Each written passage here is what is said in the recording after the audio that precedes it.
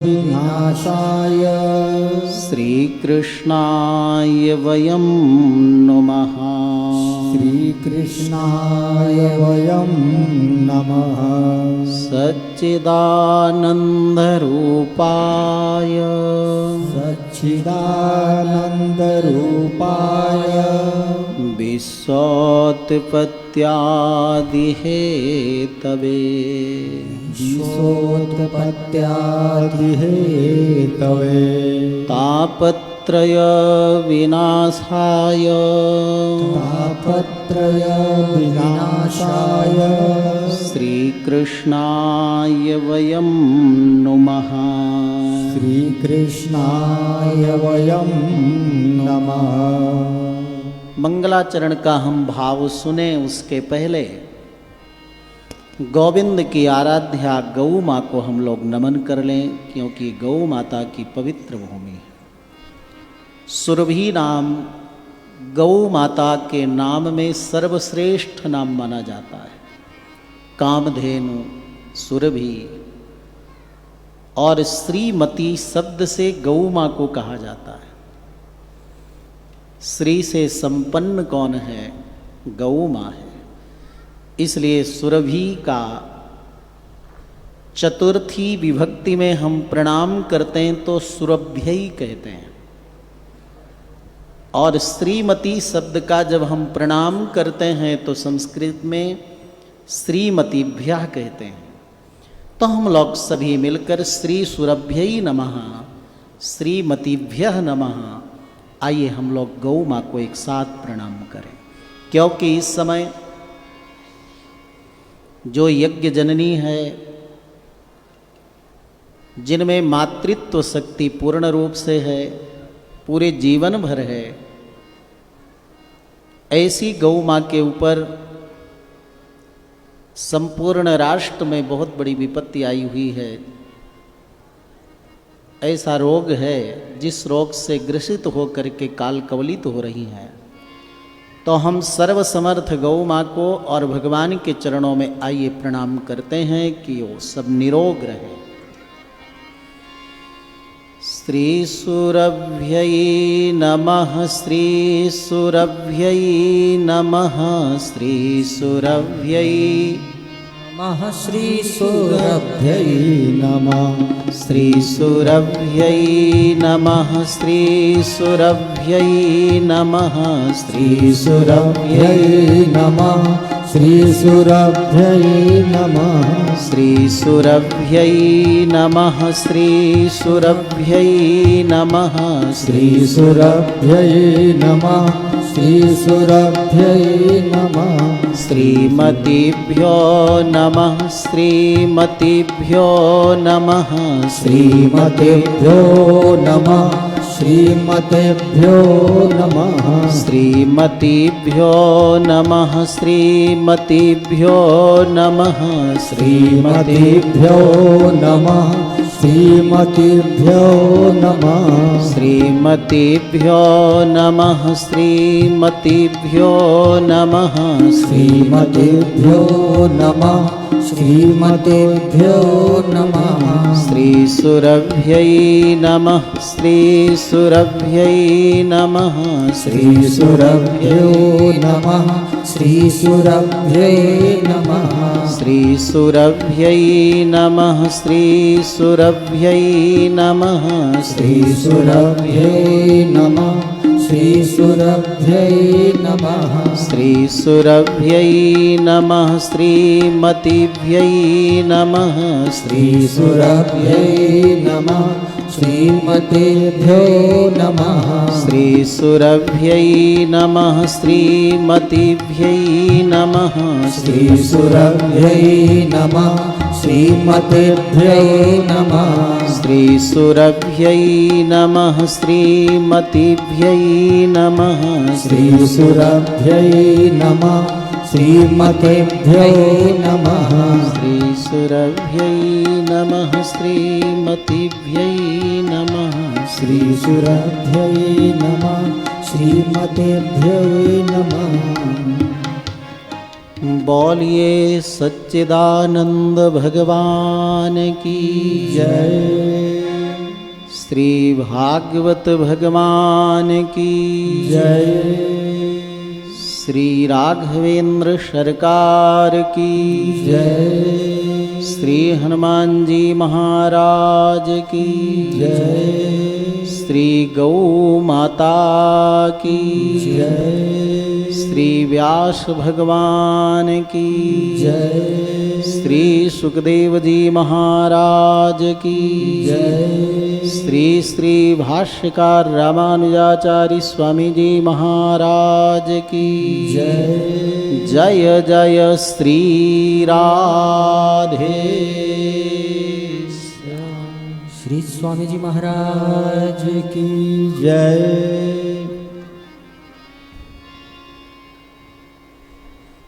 भागवत में 4 अक्षर हैं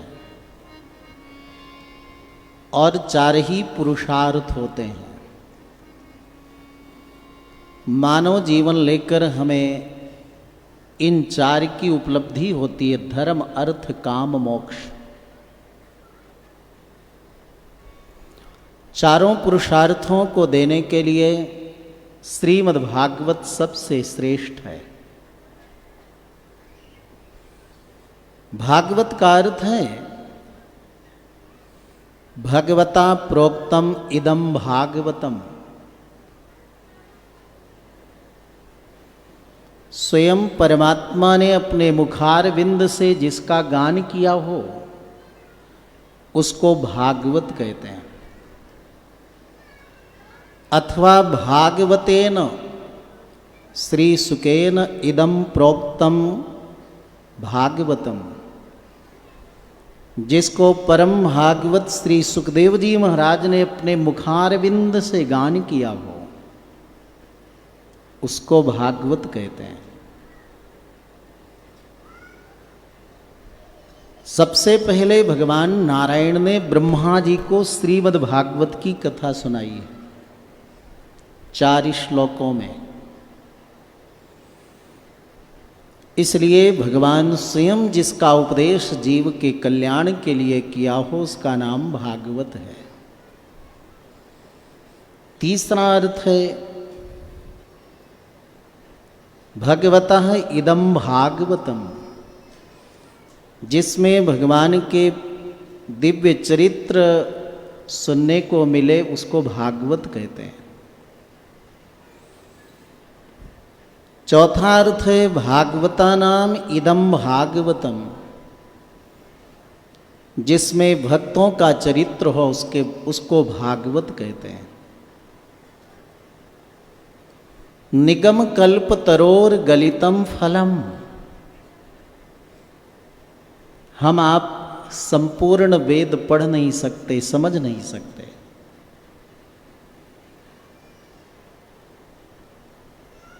परंतु हमारा आत्म कल्याण हो इसके लिए स्वयं भगवान व्यास रूप में अवतरित होकर श्रीमद् भागवत की रचना करते हैं। जैसे दूध से ज्यादा कीमती दही होता है, दही से ज्यादा कीमती मक्खन, और मक्खन से ज्यादा सारभूत और कीमती स्वादिष्ट घी होता है, उसी प्रकार से जो विस्तृत वेद हैं उनसे ही उपनिषद, वेदांत, ब्रह्मसूत्र, भगवद गीता और 18 पुराण और उसमें भी श्रीमद् भागवत अत्यंत सारभूत घी के समान है। और ये इतना दिव्य अमृत है जिसमें भगवान के दिव्य गुण का श्रवण तो है ही, भक्तों के चरित्र का तो हमें श्रवण मिलेगा ही, हमारे यानी जीव के और परमात्मा के स्वरूप का भी वर्णन है। हम समस्त जीवों का भगवान के साथ संबंध कैसा है इसका भी वर्णन है, और जगत के साथ हमारा संबंध कैसा है इसका भी वर्णन है। मंगलाचरण बड़ा अद्भुत है। जिन प्रभु की हम कथा सुनने चल रहे हैं, जिन प्रभु को हम प्रणाम करते हैं, उन प्रभु की विशेषता क्या है? 3 विशेषताएं बताई मंगलाचरण में ही। सच्चिदानंद रूपाय, भगवान सतरूप हैं। सतरूप माने, सत माने रहना, सत्ता रहना। परमात्मा प्रलय काल में भी थे, जब कुछ नहीं था जगत में। यानी जमीन, आकाश, जल, वायु ये सब नहीं थे, तब भी परमात्मा थे। और सृष्टि के समय, इस समय भी हैं। और फिर जब प्रलय हो जाएगा तब भी परमात्मा रहेंगे। भूतकाल में, वर्तमान में और भविष्य में, तीनों समय में जो विराजमान रहते हैं उन्हीं को सत्य कहते हैं, वो प्रभु है। दूसरी विशेषता है कि भगवान चिद रूप हैं। चिद रूप माने चैतन्य। चैतन्य माने जिसमें प्राण हो। जैसे माइक है, जड़ है, इसको चलाने वाला चेतन है। कैमरा है, जड़ है, लेकिन इसको चलाने वाला चेतन है। गाड़ी तो जड़ है, लेकिन गाड़ी को चलाने वाला ड्राइवर चेतन है। परमात्मा भी परम चेतन है। वेद भगवान कहते हैं नित्यो नित्यानाम, अनेक जो जीव नित्य हैं, उन नित्य जीवों का भी जो परम नित्य है। नित्यो नित्यानाम चेतनश्चेतनानाम एको बहूनाम यो विदधाति कामान। परमात्मा कौन है? कैसा है? क्या करता है? तो बोले कि जो अनेक नित्य जीवों का नित्य है, अनेक चेतनों का जो परम चेतन है, और अनेकों का जो एक मालिक है, सबका काम करता है, वही परमात्मा है। सदरूप, चितरूप, और तीसरी विशेषता बताई कि आनंद रूप है। आनंद का अनुभव कभी आपने किया? सुख का अनुभव किया कभी? तो देखो, जब जब सुख का अनुभव होगा ना, तो कभी न कभी दुख का भी अनुभव होगा। गर्मी है तो ठंडी भी है, इनको द्वंद्व कहते हैं। शास्त्रीय भाषा में क्या कहते हैं? द्वंद्व। दिन है तो रात्रि भी होगी, लाभ है तो हानि भी होगी। सम्मान मिलने पर प्रसन्नता होती है, तो अपमान होने पर दुख भी होता है। इन सबको द्वंद्व कहते हैं। तो सुख अगर अनुभव है तो दुख भी अनुभव होता है। परंतु आपके जीवन में यदि आनंद की प्राप्ति हो जाए तो आनंद द्वंद्व कोटि में नहीं आता। यानी जैसे सुख मिलेगा दुख भी मिलेगा, वैसे आनंद मिलेगा। तो आनंद राहित्य को कहने वाला कोई शब्द विश्व के कोश में नहीं है। तो आनंद मिलेगा कहाँ? वेद कहते हैं आनंदम हेवायम लब्ध्वा यानंदी भवति। आनंद रूप प्रभु को पाकर ही आनंद की अनुभूति होती है। इसलिए भगवान का एक नाम है आनंद। आनंदम ब्रह्मणो विद्वान न बिभेति कुतश्चनेति, वेद का वचन है। आनंद रूप ब्रह्म को जानने, पहचानने, अनुभव करने के बाद न बिभेति कुतश्चन, कहीं कोई भय नहीं रह जाता, कोई कष्ट नहीं रह जाता। इसलिए सतचित और आनंद रूप हैं प्रभु, उनको हम प्रणाम करते हैं। सच्चिदानंद रूपाय, इतने की व्याख्या हुई है। व्याख्या तो और घंटों हो सकती है, और इसी मंगलाचरण के ही अर्थ को पूरे भागवत में विस्तार से बताया है कि आपको समझ में आ जाए। दूसरी विशेषता बताई, विश्वोत्पत्त्यादि हेतवे, जो सारे विश्व के, सारे ब्रह्मांड के उत्पत्ति, उत्पत्ति माने प्रकट होना, जन्म होना, सृष्टि होना, सारे जगत की सृष्टि का जो कारण है और पालन जो करता है, जगत को बनाता भी है और पालन भी करता है और अंत में संहार भी करता है।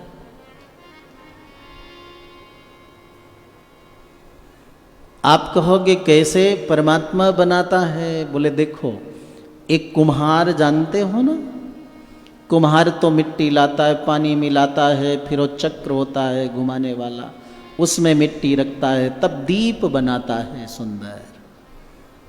एक कुम्हार को तो मिट्टी चाहिए, पानी चाहिए, चक्र चाहिए, चीवर चाहिए, सूत्र चाहिए, तब जाकर वो एक दीप बना पाता है।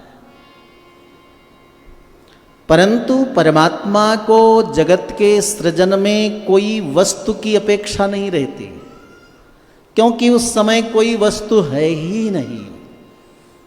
तो परमात्मा संकल्प करते हैं मन में। संकल्प माने इच्छा। चंपालाल जी ने इच्छा जाहिर की कि जैसे कुंभ मेला में सुंदर टेंट लगते हैं, वैसे यहाँ टेंट लग जाए। तो देखो सब बढ़िया टेंट लग गए उधर। स्वयं थोड़ी आकर के वहां खने, बांधे रस्सी से, इच्छा की बन गया। ऐसे परमात्मा, पृथ्वी की उत्पत्ति हो जाए, इच्छा किया, पृथ्वी बन गई। आकाश बन जाए, आकाश बन गया। वायु बन जाए, वायु बन गया। जल का निर्माण हो जाए, जल बन गया। कितने समर्थवान होंगे न प्रभु। इसलिए मंगलाचरण, यही तो बार बार बताया ना भागवत में। गोवर्धन लीला में इंद्र ने भगवान की शरणागति की। कलेवा पाने के प्रसंग में ब्रह्मा जी ने भगवान कृष्ण की शरणागति की। वरुण देव ने शरणागति की, अग्निदेव ने शरणागति की। यानी सर्वसमर्थ प्रभु हैं, यही तो भागवत में बार बार बताया गया है प्रसंगों के माध्यम से।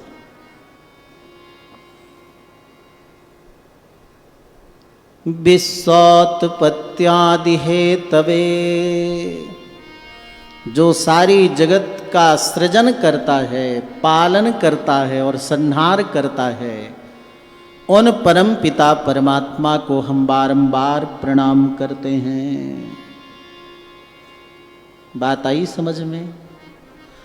ये दो विशेषताएं थोड़ी कठिन हैं, समझने में कठिनाई होती है, परंतु तीसरी विशेषता ऐसी बताई जो आपके बिल्कुल दिमाग में बैठ जाएगी। तापत्रय विनाशाय, तीन प्रकार के ताप माने दुख। दुनिया में तीन प्रकार के ही दुख हैं, चौथा दुख नहीं है। शरीर संबंधी, शारीरिक दुख में हर प्रकार का दुख आ गया। शरीर दर्द, सिर दर्द, पैर, सारे दर्द आ गए इसमें। बुखार, जुखाम, ये जितने रोग हैं सारे रोग। और दूसरा प्रकार का दुख होता है भूत संबंधी, आधि भौतिक, आधिदैविक और आध्यात्मिक। आधि दैविक और आधि भौतिक का मतलब ये है कि भूतगत, भूत माने वो भूत नहीं जो पकड़ता है, ये पंच महाभूत हैं जो पृथ्वी, जल, कभी जल की वृष्टि नहीं हुई, कभी अतिवृष्टि हो गई, कभी सूर्यदेव अधिक ज्यादा तप गए, कभी कम तपे, और कभी वायुदेव क्रुद्ध हो गए तो आंधी चलने लगी। आधि दैविक, आधि भौतिक और आध्यात्मिक, ये तीन प्रकार के दुखों को भगवान की कथा सुनने से दूर किया जा सकता है। इसलिए राम जी के राज्य में भी दैहिक दैविक भौतिक तापा, राम राज नहीं काहू ही व्यापा। दुनिया में हर ये तीन प्रकार के दुख में कोई न कोई प्रकार का दुख हर व्यक्ति को है। बहुत अच्छे अच्छे लोग मिलते हैं, हम खोजते हैं कोई व्यक्ति ऐसा मिले जिसको किसी प्रकार का दुख ना हो। बहुत अच्छे समर्थ लोग, स्वस्थ लोग, प्रसन्न लोग मिलते हैं, हम सोचते हैं कि अब तो अच्छा व्यक्ति, सुखी व्यक्ति मिल गया। और जब पूछते हैं कि भैया आप कैसे हो, बहुत अच्छे महाराज, बड़ी कृपा है आपकी। मन बड़ा प्रसन्न होता है कि एक तो व्यक्ति जीवन में सुखी मिला, और जब कहते हैं बैठिए तो अगला व्यक्ति कहता है घुटने में बहुत दर्द है महाराज।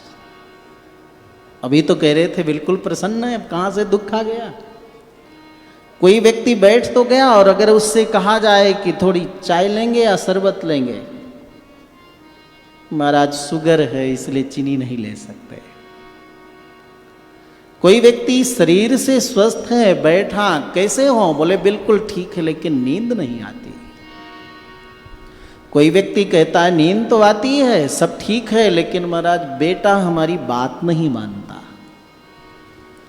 और ये सब ठीक है तो व्यक्ति कभी कभी कहता है कि महाराज सब ठीक है लेकिन जब से कोरोना आया तब से व्यापार ठीक नहीं चल रहा। कोई तन दुखी, कोई मन दुखी, कोई धन बिनु रहत उदास, थोड़े थोड़े सब दुखी, सुखी कृष्ण के दास। लेकिन आपको हम ये वचन देते हैं कि जितनी देर तक आप बैठोगे यहाँ कथा सुनोगे, उतनी देर तक आपके जीवन से तीनों प्रकार के दुख दूर हो जाएंगे। और अगर इस कथा को अपने जीवन में अपना लोगे तो आपके जीवन में सदा सदा के लिए तीनों दुख समाप्त हो जाएंगे। तभी तो गोपियों ने कहा ना, तव कथामृतम तप्त जीवनम कविभिरीडितम कल्मषापहम्। श्रवणमङ्गलं श्रीमदाततं भुवि गृह्णन्ति ते भूरिदा जना। तव कथामृतं तप्त जीवनम कविभिरीडितं कल्मषापहम्। श्रवणमङ्गलं श्रीमदाततं भुवि गृह्णन्ति ते भूरिदा जना। तीनों प्रकार के दुख भगवान की कथा सुनने से, नाम जपने से, भगवत दर्शन से दूर होते हैं। और देखो एक बात तो थोड़ी अटपटी लगेगी, बुरी भी लग सकती है, लेकिन आपको बता दें कि दुर्व्यसन से कभी सुख नहीं मिलता। कई लोग कहते हैं महाराज पहले मैं कोई दुर्व्यसन, तंबाकू नहीं खाता था, लेकिन एक बार मेरे को एक व्यक्ति ने बड़ा धोखा दे दिया, तब से मुझे कुछ खाना पीना पड़ा, नहीं नींद नहीं आती, टेंशन नहीं दूर होता। अरे मेरे भैया, और ये दुर्व्यसन खाने पीने से तबीयत खराब होती है, हृदय खराब होता है, किडनी खराब होती है, लीवर खराब होता है। इसलिए इन दुर्व्यसनों से कभी आपको मुक्ति नहीं मिल सकती, सुख नहीं मिल सकता। कैसे सुख मिलेगा? गोविंद के गुण गाने से आनंद होता है। गोविंद के गुण गाने से आनंद होता है। गोविंद के गुण गाने से आनंद होता है। आनंद होता है, परमानंद होता है। आनंद होता है, परमानंद होता है। गोविंद के गुण गाने से आनंद होता है। गोविंद के गुण गाने से आनंद होता है। हरि चरणामृत को छोड़ के क्यों दारू पीता है। हर चरणामृत को छोड़ के क्यों दारू पीता है। हरि चरणामृत को छोड़ के क्यों बीड़ी पीता है। हर चरणामृत को छोड़ के क्यों बीड़ी पीता है। हरि चरणामृत को छोड़ के क्यों पेप्सी पीता है। हर चरणामृत को छोड़ के क्यों पेप्सी पीता है। हरि चरणामृत को पीने से दुख दूर होता है। हर चरणामृत के पीने से दुख दूर होता है। हर चरणामृत के पीने से दुख दूर होता है। गोविंद के गुण गाने से आनंद होता है। गोविंद के गुण गाने से आनंद होता है।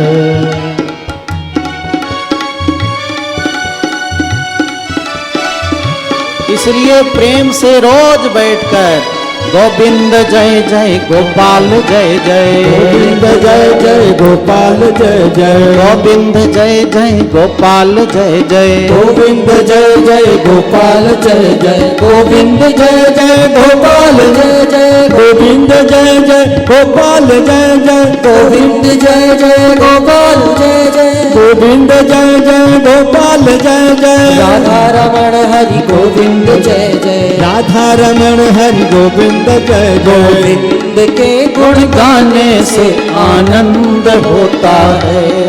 गोविंद के गुण गाने से आनंद होता है।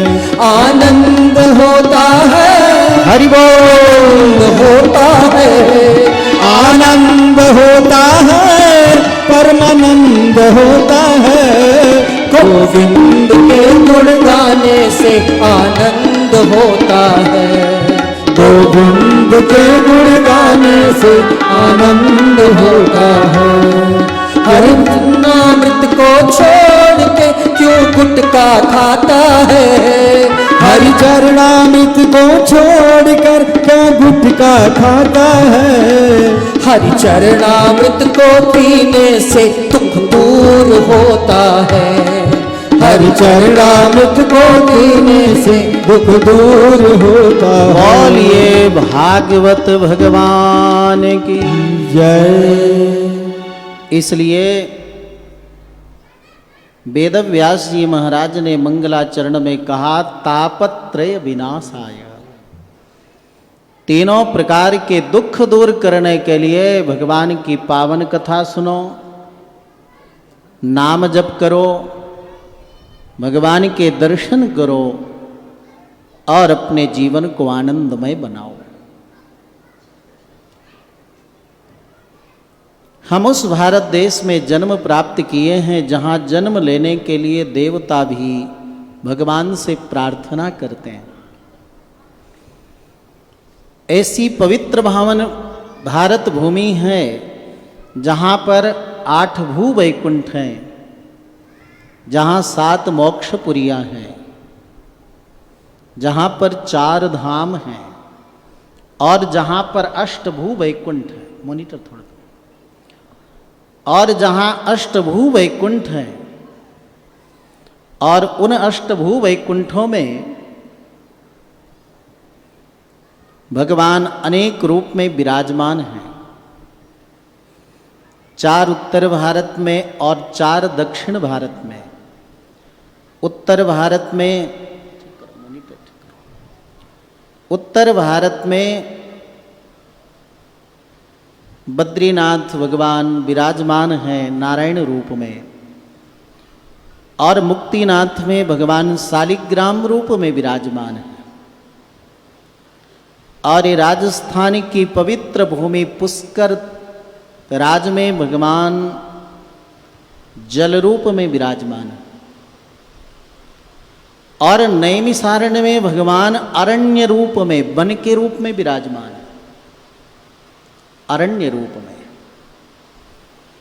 तो नैमिषारण्य में 88,000 ऋषि जप करते, तप करते, यज्ञ करते, अनुष्ठान करते, वेद वेदांत का पठन करते, यम नियम संयम व्रत आचरण करते, लेकिन मन को प्रसन्नता नहीं, शांति नहीं।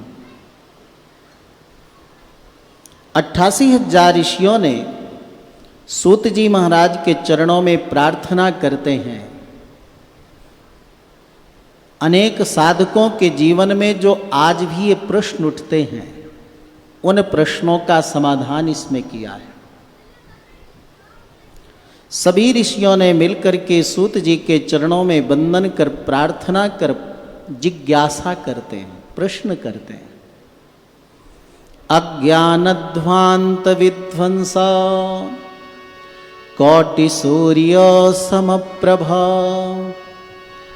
सोताख्याहि कथासारम मम कर्ण रसायनम। भगवान, बाहर के अंधकार को तो सूर्य दूर कर सकता है, लेकिन हमारे हृदय में बैठा हुआ जो अज्ञान रूपी अंधकार है, हजारों सूर्य एक साथ प्रकट हो जाएं तो हमारे हृदय में बैठे अज्ञान रूपी अंधकार को दूर नहीं कर सकते। हमारे जन्म जन्मांतरों के अज्ञान रूपी अंधकार को तो केवल सद्गुरु दूर कर सकते हैं। हे सद्गुरुदेव, आपके चरणों में हम प्रार्थना करते हैं, कृपा करके ही बताइए, माया मोह निरासश्च वैष्णवैः क्रियते कथम।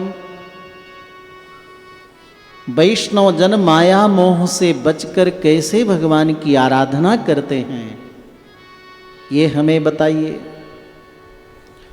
और दूसरा प्रश्न है, इहि घोरे कलौ प्रायः जीवश्चासुरतां गतः क्लेशाक्रान्तस्य तस्यैव शोधने किं परायणम्।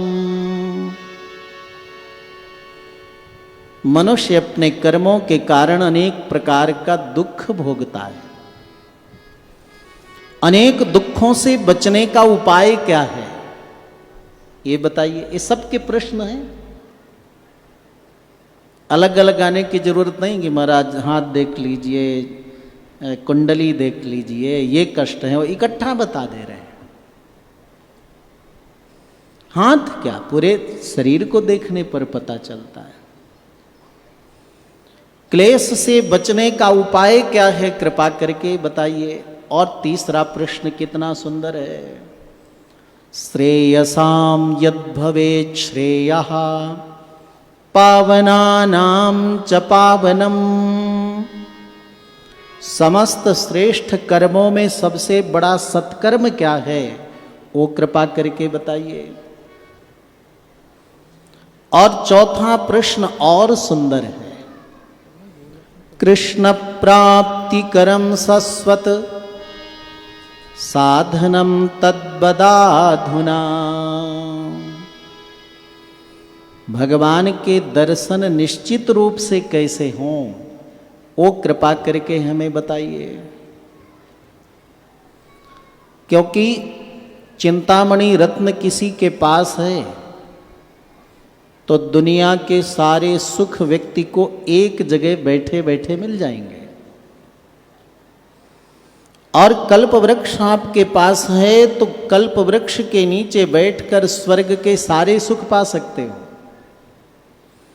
लेकिन दोनों कल्प वृक्ष भी आपके पास है, चिंतामणि रत्न भी है, तो धरती के स्वर्ग के सारे सुख वस्तु तो मिल जाएंगे, परंतु ये दोनों मिलकर आपको भगवान के चरणों में भक्ति प्रीति नहीं करा सकते। ये दोनों मिलकर आपको भगवत प्राप्ति नहीं करा सकते।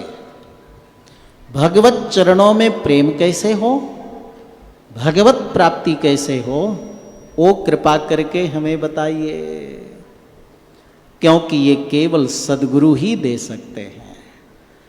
चिंतामणिर्लोक सुखम सुरद्रुहो स्वर्ग संपदाम प्रयच्छति गुरुर्प्रीतः वैकुंठम योगी दुर्लभम। सद्गुरु यदि चाहे ले तो प्रयच्छति माने देना, सुपात्र अगर शिष्य मिल जाए तो सद्गुरु ये नहीं कहते कि जाओ ये साधन करो, भगवत चरणों में प्रेम हो जाएगा, भक्ति हो जाएगी।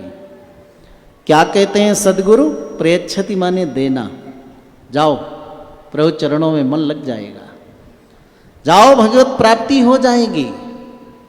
इसलिए सद्गुरु आपके चरण शरण में हैं। हम 88,000 ऋषि कह रहे हैं, जिज्ञासा कर रहे हैं कि हमारा दुख कैसे दूर हो, सबसे बड़ा सत्कर्म क्या है, हमारा ज्ञान कैसे दूर हो, हम कैसे भगवान का भजन करें माया मोह से रहित होकर, कैसे हमें भगवत प्राप्ति हो, और एक केवल सद्गुरु ही बता सकता है। बोलिए सद्गुरुदेव भगवान की जय। सूत जी महाराज इन अद्भुत प्रश्नों को सुन करके मौन हो गए और बोले, बड़े ध्यान से सुनो। कालव्याल मुखग्रास त्रास निर्णास हेतवे श्रीमद्भागवतम शास्त्रम कलौकीरेण भासितम।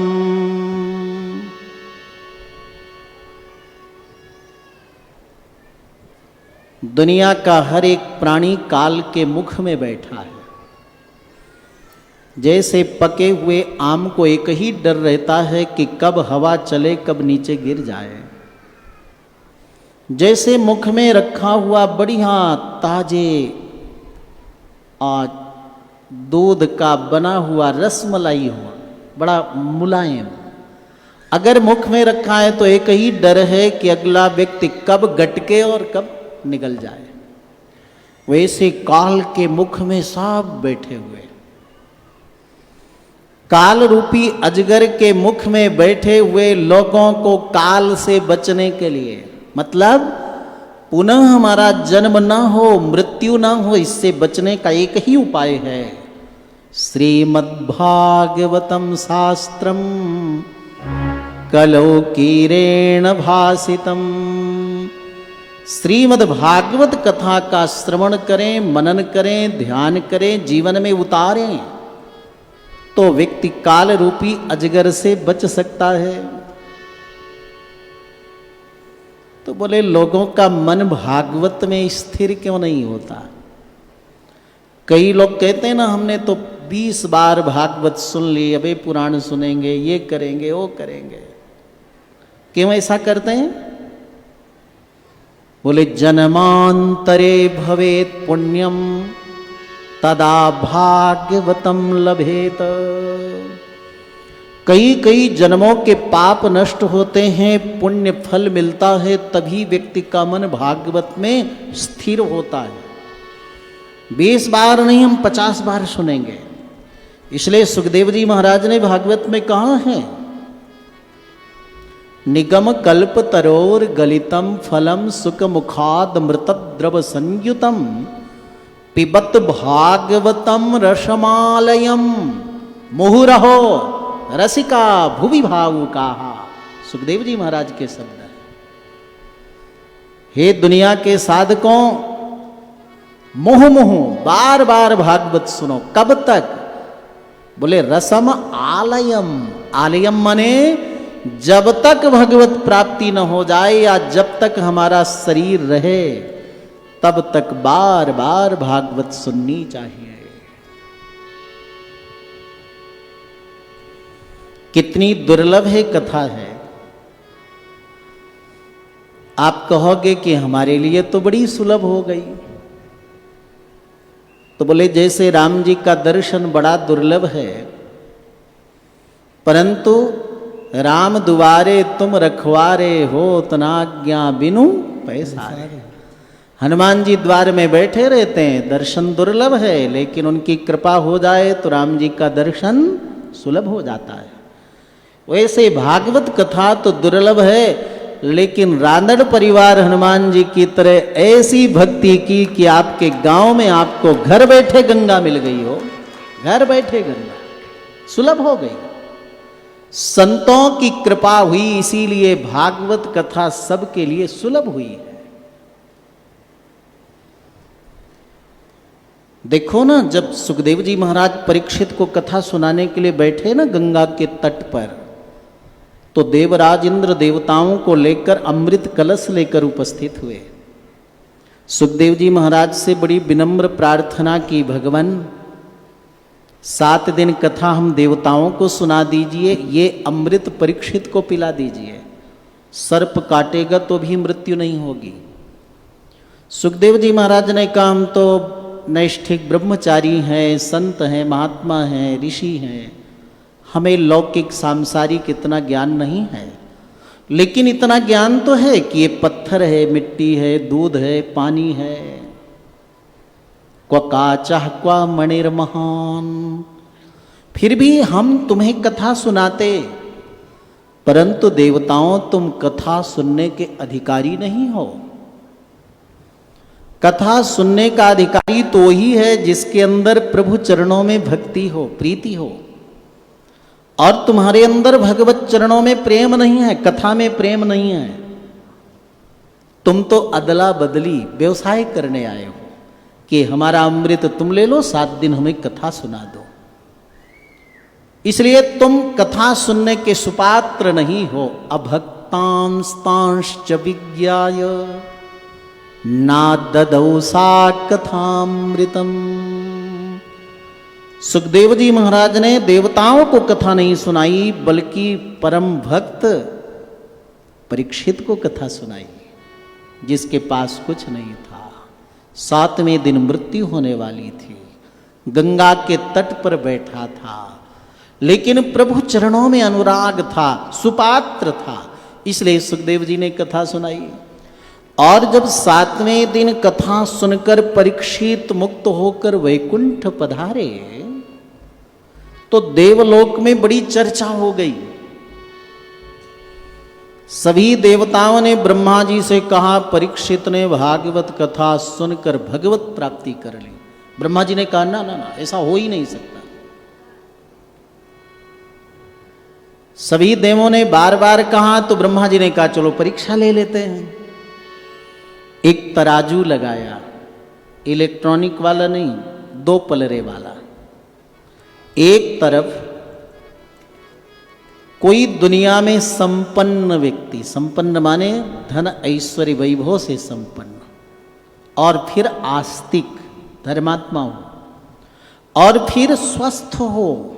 कोई व्यक्ति बहुत संपन्न है, बहुत धर्मनिष्ठ है, स्वस्थ ना हो तो भी नहीं सत्कार्य कर सकता। ऐसा संपन्न स्वस्थ व्यक्ति, उदार व्यक्ति, दुनिया के जितने तीर्थ हैं सब तीर्थों का भ्रमण किया हो, सारे व्रत किए हों, सारे प्रकार के दान किए हों, हर प्रकार के उपवास किए हों, यज्ञ किए हों, दुनिया में जितने सत्कर्म हैं सब करने से जो पुण्य मिलता, उस पुण्य को एक पलरे पर रखा, और दूसरे पलरे पर 7 दिन भागवत कथा सुनने का जो पुण्य था उसको रखा, और जैसे तराजू उठाया तो भागवत की महिमा के कारण उस पुण्य का पलरा भारी होने से नीचे हो गया और पूरे सत्कर्म का पुण्य का पलरा हल्का होने से ऊपर उठ गया। गौरवेण इदम महत। ब्रह्मा जी ने श्रीमद् भागवत जी को दंडवत प्रणाम किया और क्या कहा, ये कोई भागवत पोथी नहीं है, कोई पुस्तक नहीं है। क्या है भागवत जी? मैं निरे भगवद रूपम शास्त्रम भागवतम कलौ। श्रीमद् भागवत साक्षात भगवान का स्वरूप है, भगवत स्वरूप है। ऐसा ब्रह्मा जी ने अपने ब्रह्मलोक में निर्णय किया, पूजा करने लगे उसी दिन से। इतनी देव दुर्लभ कथा आपको मंगलाना में कैसे सुलभ हो गई? बोले मंगलाना।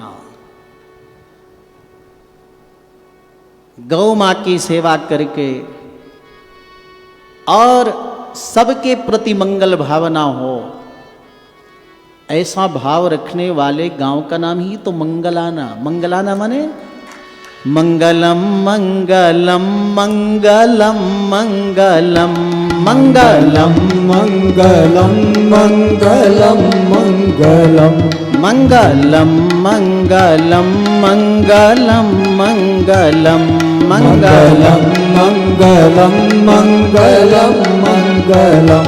हो सभी का भला ये करो कामना, हो सभी का भला ये करो कामना। मुस्कुराते रहो गुनगुनाते रहो, मुस्कुराते रहो गुनगुनाते रहो। जीवन संगीत है स्वर सजाते रहो, जीवन संगीत है स्वर सजाते रहो। मंगलम मंगलम मंगलम मंगलम मंगलम मंगलम मंगलम मंगलम। सबका जो मंगल सोचे उसी गांव का नाम क्या है? मंगलाना है। मंगलाना। ऐसे मंगलाना में भागवत कथा से बढ़कर के मंगलकारी क्या हो सकता है? देवर्षि नारद जी एक बार भ्रमण करते करते सभी तीर्थों में, गांवों में, नगरों में गए, कहीं अच्छा नहीं दिखा। एक दूसरे से राग द्वेष करने वाले, चुगली करने वाले, झगड़ा करने वाले, दुर्व्यसन करने वाले, माता पिता का निरादर करने वाले लोग बहुत दिखे, बहुत मिले। यहां तक कि तीर्थों में भी लोग अच्छे नहीं रह गए। और जब तीर्थों में भी लोग अच्छे न दिखे, तब देवर्षि नारद जी भ्रमण करते करते श्रीधाम वृंदावन में गए। यमुना जी का स्नान किया, परिक्रमा किया। भगवान की पवित्र पुण्य भूमि होने के कारण बड़ी शांति मिली। और जब देवर्षि नारद भ्रमण करके, परिक्रमा करके वृंदावन से बाहर निकलने लगे, तो देखा कि यमुना के तट पर दो वृद्ध पुरुष जमीन में लेटे हैं और एक युवती पंखा डुला रही है। हजारों नर नारी वहां बैठ करके मंत्र जाप कर रहे हैं। नारद जी ने सोचा कि किसी का अंतिम समय है, आगे बढ़ने लगे तो युवती खड़ी हो गई और नारद जी को दूर से ही पुकारा, भो भो साधो क्षणम तिष्ठ मच्चिंतामपि नाशय दर्शनम तव लोकस्य सर्वथाघहरम परम। आप जैसे संतों का दर्शन करने से व्यक्ति के सारे पाप नष्ट हो जाते हैं। सबके दुख को दूर करने के लिए आप दुनिया में भ्रमण करते हैं, मेरे दुख को भी दूर करिए। नारद जी नजदीक आ गए। क्या दुख है? परिचय दो अपना। मैं मां हूं, मेरे दोनों पुत्र जमीन में मूर्छित पड़े।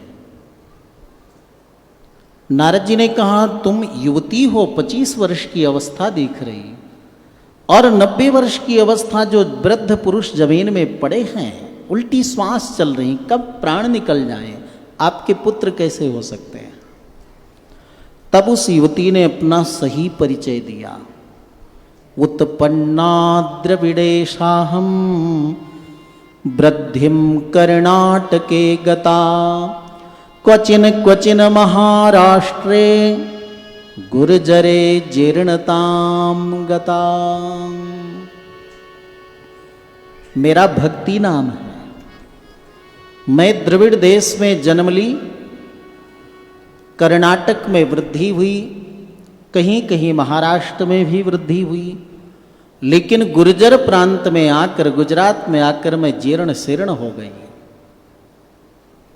ये जितने लोग बैठे हैं नर नारी, हजारों की संख्या में, सारे तीर्थ हैं, शास्त्र हैं, ये सब नदी सरोवर इन्होंने सब प्रयास कर लिया, मंत्र जाप करके, स्तोत्र पाठ करके, लेकिन मेरे पुत्र मूर्छावस्था में है। आप इनको स्वस्थ कर दीजिए देवर्षि नारद, नहीं तो मैं इदम स्थानम परित्यज्य विदेशम गम्यते मया, मैं भारत छोड़कर विदेश चली जाऊंगी। देवर्षि नारद जी भक्ति के चरणों में प्रणाम कर प्रार्थना की, नहीं मां, हमारा भारत देश भक्ति प्राण देश है, अगर आप छोड़कर चली गई तो भारत निष्प्राण हो जाएगा। नारद जी बहुत भगवान की प्रार्थना करने लगे तो आकाशवाणी हुई, महापुरुष उच्च कोटि के संतों से आप मिलो, वही आपको ऐसा सत्कर्म बताएंगे जिसके द्वारा ज्ञान वैराग्य भक्ति तीनों पुष्ट होंगे, प्रसन्न होंगे। देवर्षि नारद जी सत्पुरुष को खोजने के लिए, सत्कर्म जानने के लिए निकल पड़े। कितना प्रामाणिक युग रहा होगा ना। आकाशवाणी हुई कि सत्पुरुष सत्कर्म बताएंगे और उसी से ज्ञान वैराग्य भक्ति तीनों स्वस्थ होंगे। अब बताओ, नारद जी कह सकते थे ना, मेरे से बड़ा सत्पुरुष कौन है, मुझे देवता भी प्रणाम करते हैं, लेकिन ना, नारद जी ने नहीं कहा, बल्कि सत्पुरुष की खोज में निकले। नारद जी चाहते तो कह सकते थे, अरे पूजा पाठ कर लो, इससे बड़ा सत्कर्म क्या है, लेकिन ऐसा प्रामाणिक युग था कि वो नहीं बोले, बल्कि सत्पुरुष की खोज में निकल पड़े और सत्कर्म का अर्थ क्या है इसको समझने के लिए निकले। अब नारद जी को कोई भी देखते ना महात्मा तो सोचते रहे, नारद जी को जिसका उत्तर नहीं मालूम हमें क्या मालूम पड़ेगा, और जब हम उत्तर न दे पाएंगे तो हमारा बड़ा नाम खराब होगा। रे इतना नाम, इतना यश, इतना बड़ा महात्मा और इतना उत्तर नहीं जानता। तो सब लोग नारद जी को दूर से देखते ही कोई माला ले लेते भजन करने के लिए, मौन हो जाते, ध्यान लगाने लगते। कई लोग नारद जी को आते देख करके प्रश्न करेगा, पूछेगा हमें, तो अपनी झोपड़ी का दरवाजा बंद कर लेते हैं। नारद जी ने कहा, हमें उत्तर यहां नहीं मिलेगा, हम बद्रीनाथ जाएंगे और बद्रीनाथ में तप करेंगे, भगवान प्रकट होंगे तो उनसे पूछेंगे सत्पुरुष कौन है और सत्कर्म का तात्पर्य क्या है। देवर्षि नारद जी भगवान बद्रीनाथ के दर्शन करके जैसे तप करने के लिए पहाड़ों में चढ़ने लगे, दिव्य प्रकाश दिखा और प्रकाश देखते देखते 5 वर्ष के तेजस्वी 4 बालक के रूप में प्रकट हो गए। बोलिए सनकादि भगवान की जय। सनक सनंदन सनातन चौथे सनत कुमार, ब्रह्मचर्य धारण किया हुआ प्रथम अवतार। भगवान के साक्षात स्वरूप तेजस्वी 5 वर्ष के ऋषि प्रकट हुए जिनका नाम सनक सनंदन सनातन सनत कुमार है। देवर्षि नारद जी ने दंडवत प्रणाम किया। देखो, एक से बढ़कर एक ऋषि होते हैं। सबसे नीचे कौन है? राजर्षि। जो अपना कल्याण करे, प्रजा का कल्याण करे, उसको राजर्षि बोलते हैं। और ऋषि वो हैं जो मंत्र के देवता का दर्शन कर लें, उनको ऋषि बोलते हैं। देवर्षि उन्हें बोलते हैं जो देवलोक तक जाएं फिर लौट आएं, आवागमन हो, उनको देवर्षि बोलते हैं। महर्षि उनको बोलते हैं जिनका आवागमन महल्लोक तक है। और सबसे ऊंचे होते हैं ब्रह्मर्षि, जिनका आना जाना संपूर्ण ब्रह्मांड में हो, उनको ब्रह्मर्षि कहते हैं। सबसे ऊंचा स्थान है। सनकादि ब्रह्मर्षि हैं, देवर्षि नारद जी देवर्षि हैं। इसलिए देवर्षि नारद जी ने चारों ब्रह्मर्षियों को, सनत कुमारों को दंडवत प्रणाम किया। भक्त जब भक्त से मिलता है तो कितना आनंद आता है। 4 मिले 64 खिले, रहें 20 कर जोरी। प्रभु जन से प्रभु जन मिले, तो बिहसे 7 करोड़। एक एक रोम पुलकित हो जाता है। ब्रह्मर्षि सनकादि और देवर्षि नारद जी बड़े प्रसन्न हुए मिलकर।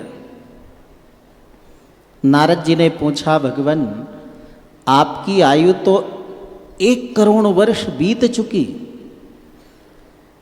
आप 5 वर्ष के ही दिखते हो। आपका मन, आपका स्वभाव, आपका विचार, आपका हृदय 5 वर्ष के बालक की तरह बिल्कुल निर्मल है, निर्विकार है। आप बूढ़े भी नहीं हुए, आपकी मृत्यु नहीं हुई, क्या कारण है? दुनिया में हर एक व्यक्ति बूढ़ा नहीं होना चाहता और कोई मरना भी नहीं चाहता। तो आप कृपा करके उपाय बता दीजिए, तो उस उपाय को हम दुनिया में सबको बताएंगे, जिससे कोई बूढ़ा नहीं होगा और मरेगा भी नहीं। सनकादियों ने कहा, देखो हमारे पास 2 उपाय है। इन 2 उपायों का कोई पालन करे तो सच में उसके हृदय में कोई विकार नहीं आएगा और वो अमर हो जाएगा। मृत्यु कुछ नहीं बिगाड़ सकती। पहला उपाय तो ये है, भगवान की पावन भागवत कथा हम लोग हमेशा सुनते हैं। हमेशा का मतलब 1-2 घंटा नहीं, 24 घंटे सुनते हैं। 4 में 1 सुनाता है, 3 सुनते हैं। लीलामृत रसोन्मत्ताः कथा मात्रैक जीविनः। भगवान की कथा ही हमारे जीवन का आधार है। अपने लोग क्या हैं? भोजन मात्रैक जीविनः। अपने लोग क्या हैं? जल मात्रैक जीविनः। अपने को भोजन न मिले, जल न मिले तो मुश्किल हो जाए। 3 घंटे भी रहना मुश्किल हो जाता है ना। इसलिए देखो, जल, चाय, कई लोग तो चाय का स्टॉल बना देते। अगर कोई व्यक्ति केवल भगवत कथा का आश्रय ले ले तो उस व्यक्ति को मृत्यु कभी स्पर्श नहीं कर सकती। नारद जी ने कहा, ये तो बड़ा कठिन है। 3 घंटे में भी 10 बार आसन बदलते हैं, 5 बार घड़ी देखते हैं, 4-6 बार इधर उधर देखते हैं, पानी आ रहा है कि नहीं आ रहा। बड़ा मुश्किल हो जाएगा नियम। कोई सरल उपाय बताइए। तो सरल उपाय सनकादियों ने बताया। हरि शरणमेवं हि नित्यं येषां मुखे वचः अतः काल समादिष्टा जरायुष्मान न बाधते। चलते फिरते, उठते बैठते, खाते पीते, सोते जगते,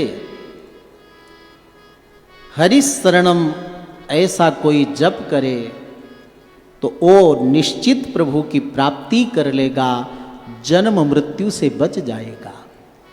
और इस मंत्र को जपने के लिए कोई नियम भी नहीं है, हमेशा जपो। कैसे जपोगे? सब लोग जपोगे? आज से नियम बना लो कि कोई व्यक्ति किसी से बातचीत करता हरि शरणम, एक बार तो अगला चौंकेगा कि हाय हाय करते थे, हरि शरणम कहां से आ गए, है ना? सब लोग जपोगे? कौन कौन जपोगे? जरा हाथ उठाओ। अच्छा, माताएं भी यहां कथा समझ रही हैं। कौन कौन जपेगा हमने पूछा हाथ उठाने को, तो सबने उठाया। इससे पता चल रहा है कि सब कथा समझ रहे हैं। सखे सब प्रेम से बोलो हरि शरणम, हरि शरणम।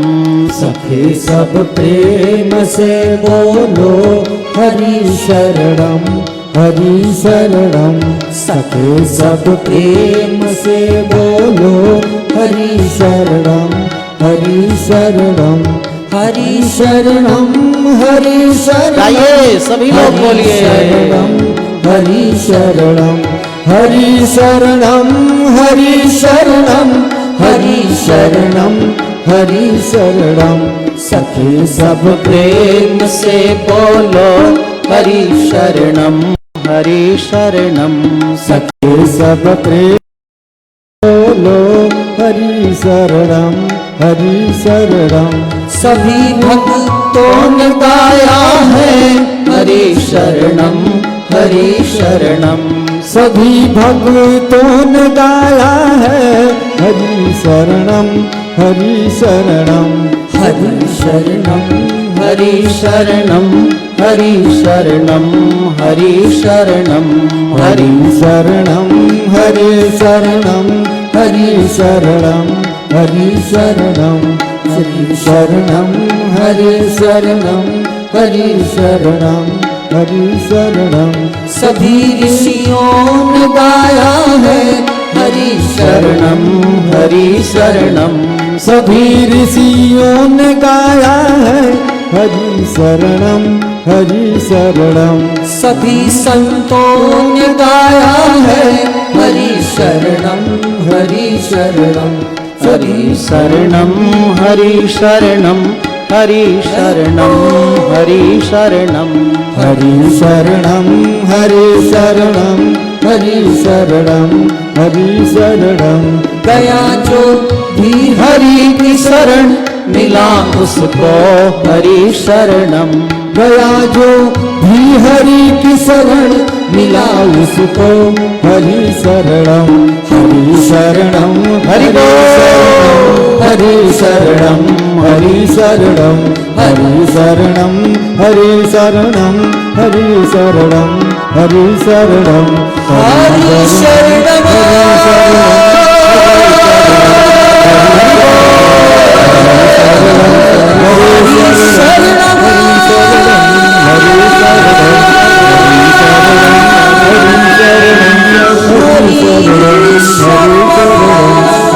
जय जय श्री राधे श्याम। देवर्षि नारद जी को दुखी देखकर शनकादियों ने पूछा, कथम ब्रह्मन् दीन मुखे कुतश्चिंतातुरो भवान। और समय में कोई दुखी व्यक्ति अगर दिख जाए, आपके दर्शन मात्र से उसका दुख दूर हो जाता था। आज आप इतने दुखी क्यों दिख रहे हैं? नारद जी ने सारी कथा बताई भक्ति ज्ञान वैराग्य की। और कहाँ आकाशवाणी हुई कि सत्पुरुष मिलेंगे और वे सत्कर्म बताएंगे। उस सत्कर्म कर लेना तो भक्ति ज्ञान वैराग्य तीनों पुष्ट हो जाएंगे, स्वस्थ हो जाएंगे। आप जैसा सत्पुरुष तीनों लोक में कौन होगा?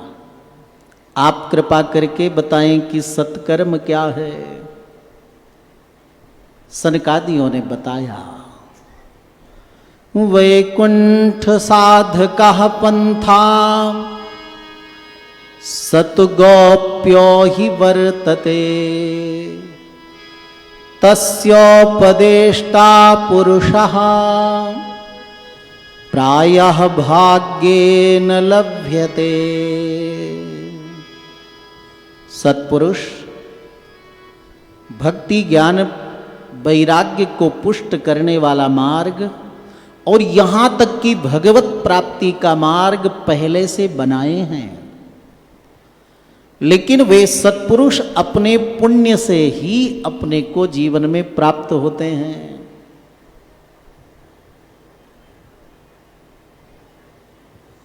देखो देवर्षि नारद, दुनिया में बहुत प्रकार के जप तप यज्ञ अनुष्ठान दान धर्म हैं, लेकिन सब केवल कर्म की श्रेणी में आते हैं।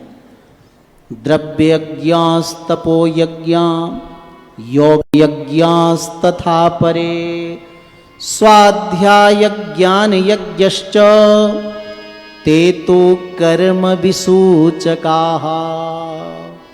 एक केवल कर्म की श्रेणी में आते हैं। द्रव्य यज्ञ, साकल्य से घी से यज्ञ करते हैं ना, केवल कर्म है। द्रव्य यज्ञ, तपो यज्ञ, कोई कठोर तप करता है, वो भी केवल कर्म है। और यहां तक कि कोई योग करता है, वो भी केवल कर्म है। सब कर्म की श्रेणी में है। तो बोले सत्कर्म क्या है फिर? सत्कर्म सूचको नूनम ज्ञान यज्ञम स्मृतो बुधैः। जो बुद्ध पुरुष हैं, ज्ञानी जन हैं, वे सत्कर्म से ज्ञान यज्ञ को समझते हैं। सतु गीता सुकादिभिः, जिस उपदेश से, जिस श्रवण से हमारे जीवन में बोध हो जाए कि सतचित घन आनंद प्रभु के हम अंश हैं, वे अमर हैं, अजर हैं, तो हम भी अजर अमर हैं। वे अमृत हैं तो हम भी अमृत हैं, और हमारा उनसे नित्य संबंध है प्रभु से। ऐसा जो हमें मार्ग निश्चित करा दे, वही सत्पुरुष है और वही सत्कर्म है। और ये विशेष करके सुखदेव मुनि के द्वारा गीत जो भागवत है उसमें उल्लिखित है। तो आप किसी प्रामाणिक वक्ता से, सत्पुरुष से भागवत कथा करा लो। यद्यपि भागवत कथा कराने वाले सत्पुरुष अपने भाग्य से प्राप्त होते हैं, ऐसे नहीं मिलते। अगर आप प्रामाणिक रूप से भागवत कथा सुना देंगे तो ज्ञान वैराग्य भक्ति तीनों स्वस्थ हो जाएंगे। नारद जी चरणों में गिर गए, भगवान आप जैसा सत्पुरुष तो तीनों लोक में कोई नहीं मिलेगा, आप ही हमें भागवत कथा सुनाइए। सनकादियों ने कहा हमने उपाय बताया तो हमारे पीछे पड़ गए। हम न किसी के पास बैठते हैं न बैठाते हैं। सात्विक व्यक्ति के पास बैठो तो अच्छी बात है, उसकी सात्विकता आपके अंदर भी आएगी। कोई रजोगुणी, तमोगुणी, वैषयिक, सांसारिक डूबा हुआ व्यक्ति पास में बैठे तो उसके सोच के, विचार के, भाव के परमाणु आपके अंदर भी आएंगे। हम किसी को बात नहीं करते, आप जाओ किसी से सुनो। नारद जी भी तो हठी महात्मा चरणों में बैठ गए, बोले प्राण निकल जाएंगे लेकिन हम जाएंगे नहीं। आप स्वीकृति दीजिए कि हम भागवत कथा सुनाएंगे। सनकादियों ने कहा अच्छी बात है, स्थान हमारे अनुकूल होगा, हम जहां कहेंगे वहीं आपको कराना पड़ेगा। बोले जो आज्ञा। बोले देखो गंगा द्वार समीपे तू तटम आनंद नामकम। गंगा द्वार कहते हैं ऋषिकेश को, जहाँ कोमल बालू है, शांत गंगा जी बहती है, पर्वत श्रृंखला है, वन है, उपत्यका है, ऋषि मुनि को द्वारा सेवित स्थान है, ऐसे स्थान पर हम भागवत कथा सुनाएंगे। नारद जी ने कहा जो आज्ञा। जैसे बात पता चली, भागवत कथा के प्रवक्ता कौन है? बोले सनकादि, जिनका देवताओं को दर्शन दुर्लभ, वे कथा सुनाएंगे। स्थान कौन सा है? बोले ऋषिकेश, गंगा जी का तट। बोले श्रोता, मुख्य श्रोता यजमान कौन है? बोले भक्ति ज्ञान वैराग्य। अरे जिन उनका दर्शन भी होता है भक्ति ज्ञान वैराग्य का। बोले हाँ, जैसे आप लोग बैठे हो ना, ऐसे बैठकर वो कथा सुनने वाले हैं। बोले आयोजक कौन है? बोले देवर्षि नारद जी। बोले एक जगह जो नहीं टिकते वो 7 दिन टिकेंगे? बोले हाँ, टिक करके वो सब व्यवस्था देखेंगे। देवर्षि नारद जी आयोजक, भक्ति ज्ञान वैराग्य मुख्य श्रोता, सनकादि वक्ता। ऐसी अद्भुत कथा में तो भगवान जरूर प्रकट होंगे। तब तो महाराज भूर्लोके देवलोके चा ब्रह्मलोके तथैव चा। भूलोक में जो सात्विक भगवत कथा रसिक जन हैं, या स्वर्ग में जो कथा रसिक हैं, या वैकुंठ में जो कथा रसिक हैं, वे सभी भगवत कथा रसिक जन कथा में पधारे। भागवत कथा सनकादियों ने प्रारंभ की। श्रीमद् भागवत में 12 स्कंद हैं, 335 अध्याय हैं, 18,000 श्लोक हैं। आदि मध्य अंत में केवल भगवान की महिमा का वर्णन किया गया है।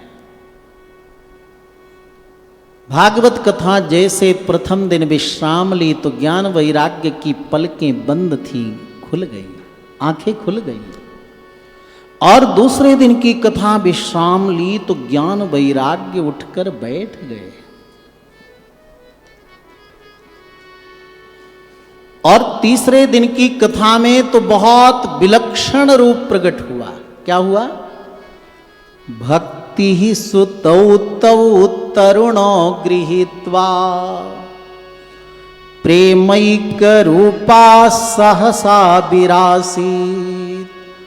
श्री कृष्ण गोविंद हरे मुरारे नाथेति नामानि मुहुर्वदन्ति। भक्ति ही सुतौ तौ तरुणो गृहीत्वा। अगर एकाग्र चित्त होकर आप भागवत के श्लोक सुनो तो आपको भी भागवत कथा के श्लोक का अर्थ प्रकट हो जाएगा, समझ में आ जाएगा।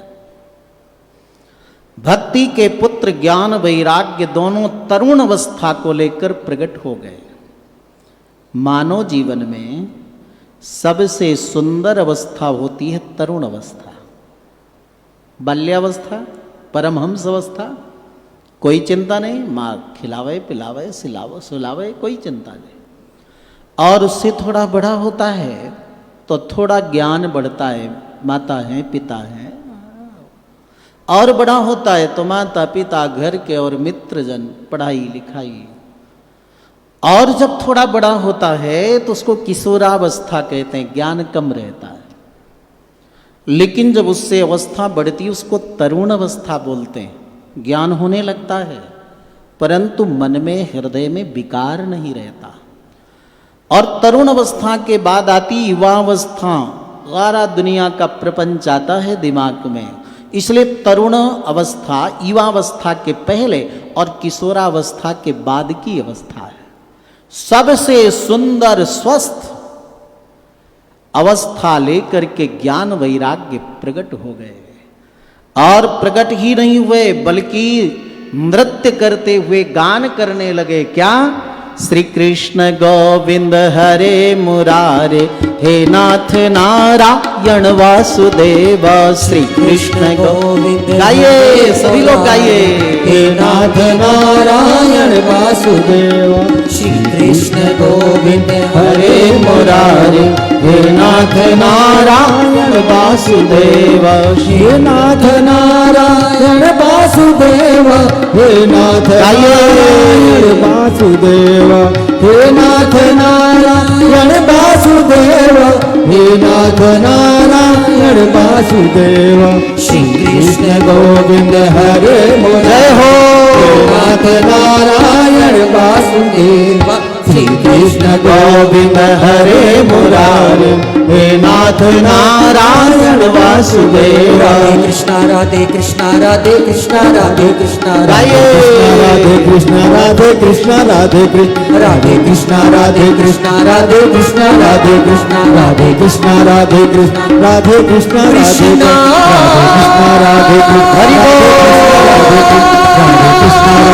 कृष्ण, राधे कृष्ण हरि राधे कृष्ण,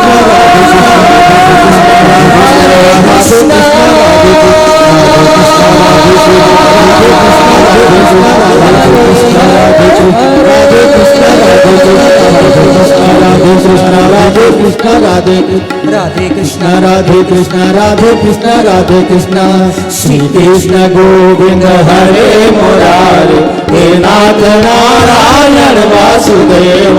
श्री कृष्ण गोविंद हरे मुरारे, हे नाथ नारायण वासुदेव, हे नाथ नारायण वासुदेव, हे नाथ नारायण वासुदेव। क्या मतलब?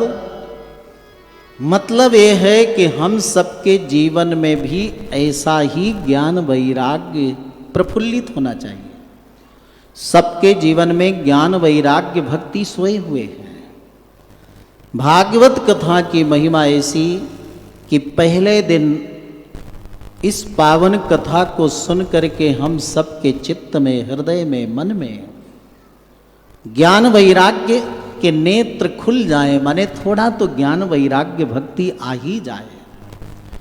और दूसरे दिन की कथा सुनने का इतना प्रभाव हो कि ज्ञान वैराग्य उठकर बैठ गए, हमारे चित्त में भी ज्ञान वैराग्य जागृत हो जाए। और तीसरे दिन तो जैसे ज्ञान वैराग्य नाचने लगे, उसी प्रकार हमारे जीवन में भी ज्ञान वैराग्य नर्तन करने लगे, प्रकट हो करके मुखर हो जाए। यही तो भागवत कथा सुनने का लाभ है। और जब तन्मय हो, आप कहोगे कि ज्ञान वैराग्य भक्ति तो स्वस्थ हो गए भागवत कथा सुनकर, बाकी जितने श्रोता थे उनको क्या मिला? यजमान का तो कल्याण हो गया, लेकिन बाकी श्रोताओं को क्या मिला? बोले जितने मंडप में बैठे श्रोता थे उन सबको साक्षात भगवान का दर्शन हो गया। आप कहोगे कि हमें भी भगवान का दर्शन होगा, बोले बिल्कुल होगा। लेकिन जैसे वो कथा सुनते थे ना, ऐसे तन्मय होकर के आपको भी कथा सुनना पड़ेगा। वहां बैठे श्रोताओं ने किस भाव से कथा सुना? तत्सभा संस्थितानां च देह गेहात्म विस्मृति। जितने बैठे श्रोता थे इतने तन्मय होकर के कथा सुनते हैं कि उनको अपने शरीर का भान नहीं रह गया, उनको अपना घर भूल गया, हम कहाँ बैठे, किस स्थिति में बैठे हैं, वो सब विस्मृत हो गए। तो आप भी इतने तन्मय होकर के कथा सुनिए कि जैसे उन श्रोताओं को अपने शरीर का भान नहीं, अपने घर का भी भान नहीं कि घर कहाँ है, मगलाना में है कि मकराना में है, कि डीडवाना में है कि नागौर में है, कि नागपुर में है कि सिलीगुड़ी में है, कुछ पता नहीं। ऐसे तन्मय होकर के जब श्रोता कथा सुने तो उनको भगवान का दर्शन प्राप्त हुआ। आप भी इतने तन्मय होकर के कथा सुने तो आपको भी भगवान का दर्शन होगा। कैसा भगवान का दर्शन था मालूम है? आप भी जरा ध्यान से सुनो और इसी का ध्यान अपने हृदय में किया करो। अथ वैष्णव चित्तेषु दृष्ट्वा भक्तिमलौकिकी निजलोकं परित्यज्य भगवान भक्तवत्सलः आविवेश स्वभक्तानां हृदयानि अमलानि च। भगवत कथा श्रवण करने के कारण जितने श्रोता थे सबका हृदय चित्त अंतःकरण बिल्कुल निर्मल हो गया। भगवान यही तो चाहते हैं न कि निर्मल मन जन सो मोहि पावा, मोहि कपट छल छिद्र किए हुए हैं।